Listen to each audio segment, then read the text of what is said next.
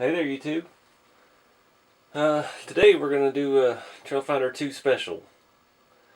I've got quite a few upgrades here to put on it, and made a few changes to the suspension already. I was going to leaf the rear again and put it back stock, and I started messing with it. You can see I've got a mess of leaf springs laying out over here. But I don't know. I got it leafed and then the wheelbase was off. And none of my leaf springs that I have would make the wheelbase fit perfect again. So, plus it was still sitting way too low in the back. I was happy with the leaf setup. It was really soft the way I'd done it. But it wouldn't, the wheelbase was off and it set way too low. And I just couldn't get the back end up level with the front. And it would have had all kinds of rubbing issues with the body. So I went ahead and put the 4-link back on, and I rearranged the shocks a little bit to get a little more height out of the rear, and I did some stuff to the front. I'll show you that now. Alright, so in the front I did go ahead and put the extra leaf spring on top of the main leaf, so the suspension is really only on one big leaf, and I just got that one there to help with axle wrap. Yeah, but the big thing I put on shooter shackles. I've been curious about those for a while, so I picked up a pair. A little pricey. I think they were like $34. But we'll see. We'll see how it works. I'm not sure yet. It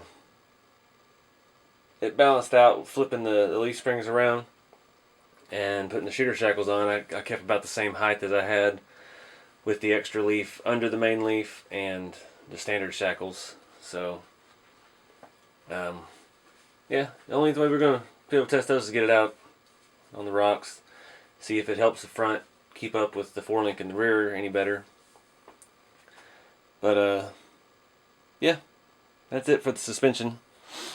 I didn't do much on the rear. I just I moved the shocks out one hole on the mount, and those are just regular old plastic axial kit shocks, and that's the RC4wd 4-link setup for the Trailfinder 2. It's got the nice little brackets up here. So I think first up I'm gonna put on new sliders, and if you followed along, I built this truck from parts. I didn't buy a Trailfinder 2 kit. I never have had a whole kit. I've just pieced it together. And I bought all the plastic bumpers and sliders because they're cheap. I picked up all of those for less than 20 bucks shipped. Bumpers, front and rear and side. So that was a good thing, you know, just to have something on there to protect it. But I don't know, I feel like it's time for an upgrade, so I picked up, these are the Tough Armor single tube sliders. I always thought these kind were a little bulky, the ones that are on there now, the plastic ones.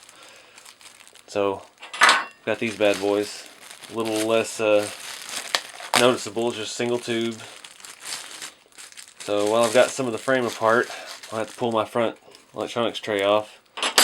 I'm going to go ahead and put those guys on. Alright, I like those a lot. They're hardly noticeable, and they're nice and solid, heavy. Tuck right up against the rocker panel there. I'm sure if you can really see them.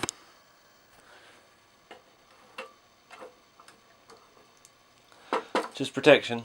Don't need a giant step or Nerf bar or nothing. It's just a slider. I think a single tube will do better at that than that complicated looking mess that was on there. Let's see. Next, I have, so setting a little low in the front. May have to mess with the suspension more once we get everything on. Next, I've got a Tough Armor rear step bumper with hitch.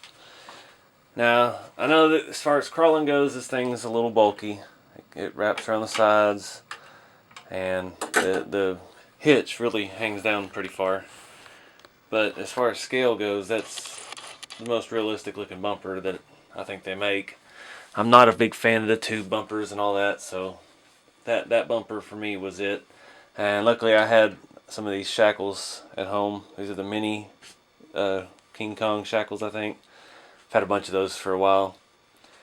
So I'm going to go ahead and pop the body back off, and we'll put this bad boy on. Alright, that's a really simple install. It just slides into the grooves in the end of the rail, one screw on each side.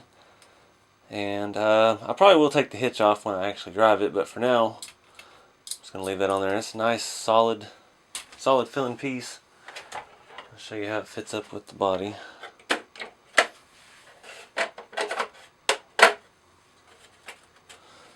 Just looks like it belongs. Focus a little better. I can get a little bit better light back here. It's a pretty nice looking bumper, and it's more weight too, which I'm hoping I'm prepared for. Add more weight to it. Yeah, I probably will definitely. I might pull the receiver hitch in a few holes that is adjustable, just so it's still there and looks scale.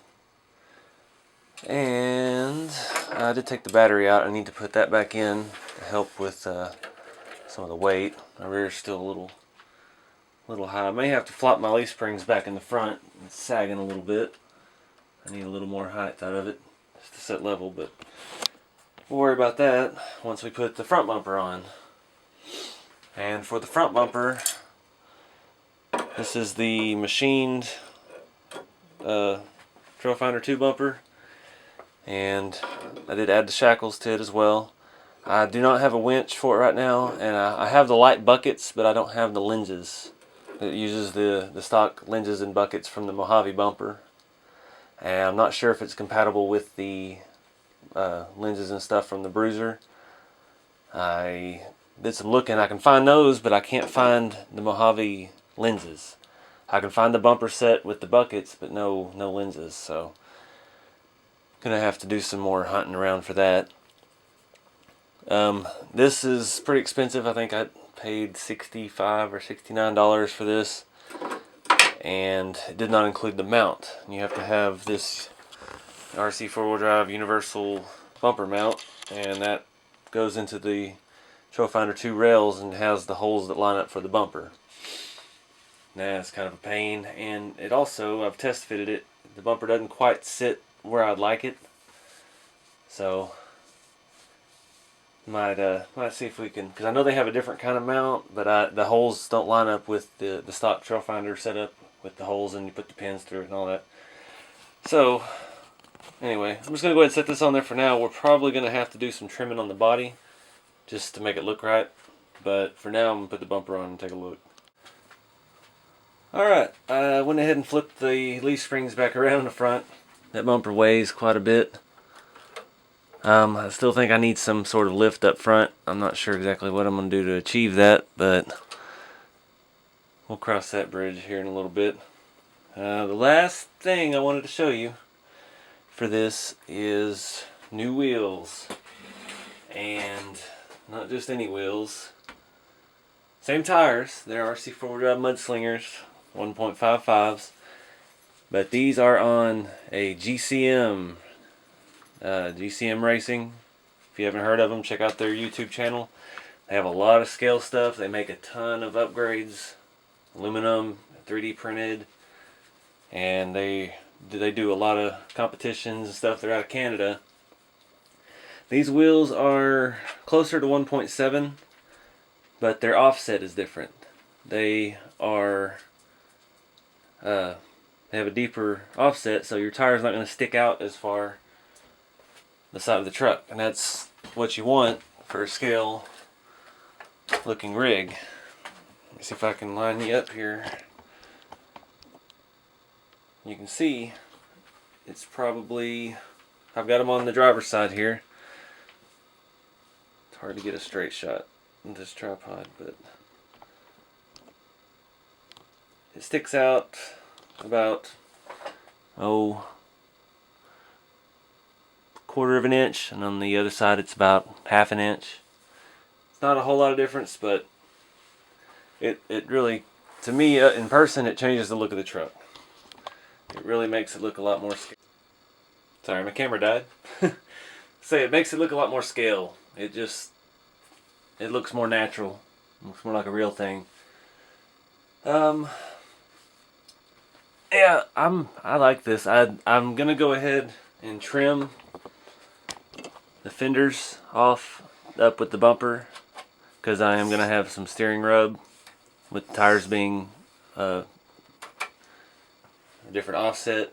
It's gonna rub more, especially in the front there. And I think it just would look better where you can't see body behind the bumper. So I'll trim all that back, and wish I had a winch for it, but not yet. I don't think I can steal one off one of the other rigs right now. But I'm going to go ahead and do the trimming and put the other 2 tires and wheels on, and we'll see what it looks like after that.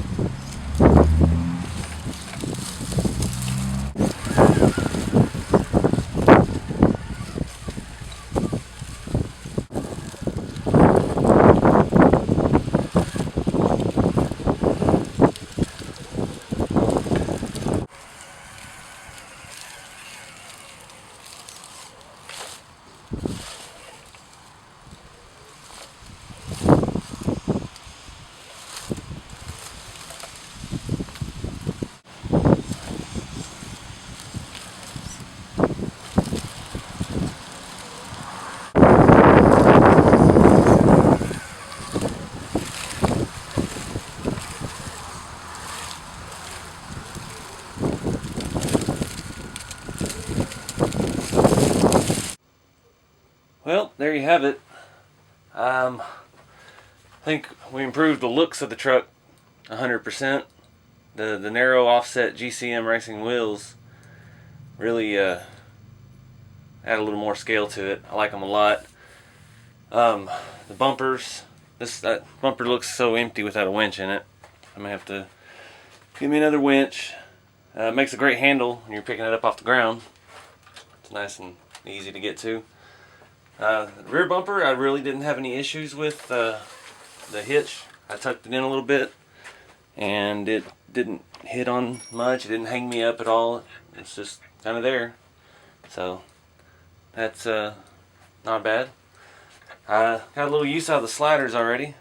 They just got a big scratch on it already. That's good though. Saved the body. So overall, I'm happy with it. I think the biggest disappointment are the shooter shackles. And when you pick it up, the front axle drops quite a bit, but when it's only one side, it won't. You're not getting the benefits of it. I don't believe those improved my crawlability any. So I think I may start looking for a 3-link for the front. Try it completely linked instead of leafed.